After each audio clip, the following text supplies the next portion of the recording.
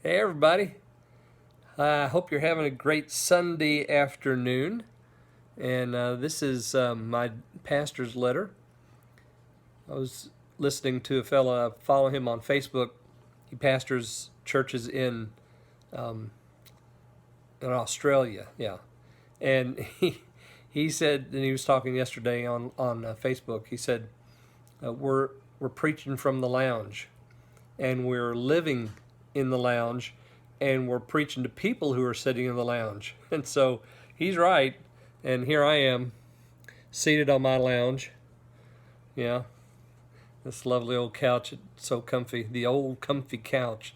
That's where Pastor Dave is today. So, was listening to Dr. McGee this morning as I was preparing Denise and I breakfast.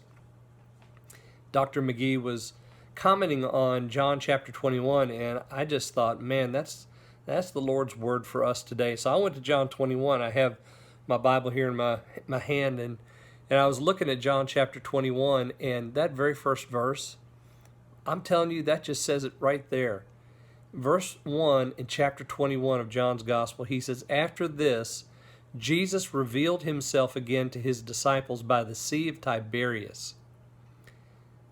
He revealed himself in this way. Now, the after this is, of course, after chapter 20, and chapter 20 is the resurrection. So something's changed.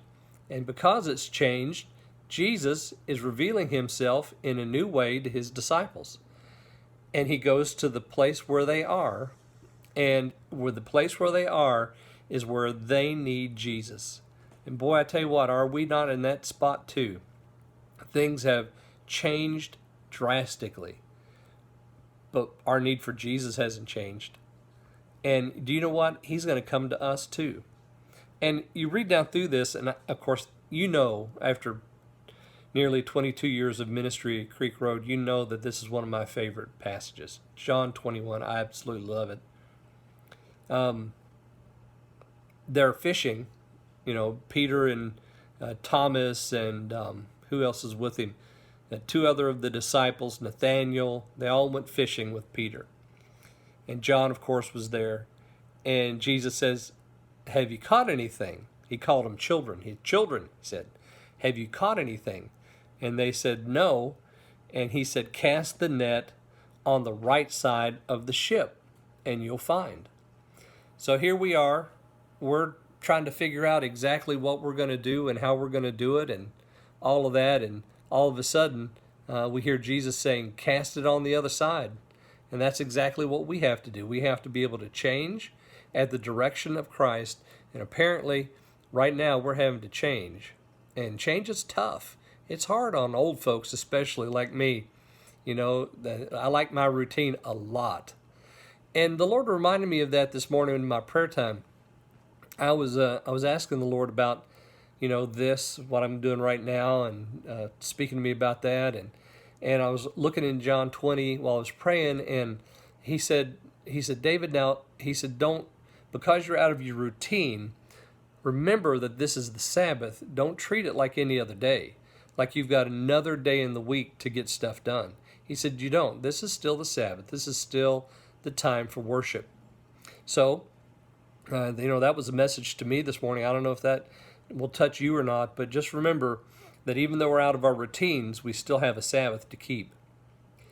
And then, of course, later on in this chapter, I bump all the way down to verse 9, when they got out of the boat, and Peter had jumped in the lake, and they had pulled the fish to shore, and they counted the fish and all that. It said that Jesus was there on shore, and he already had a fire lit, and he had fish on it and bread, and he was baking. He was grilling the bread and grilling the fish, and I think we just need to remember that in this weird season that we're in right now, Jesus is way ahead of us. He's gone before. He's gone before us. He's here with us, and he's already got stuff prepared.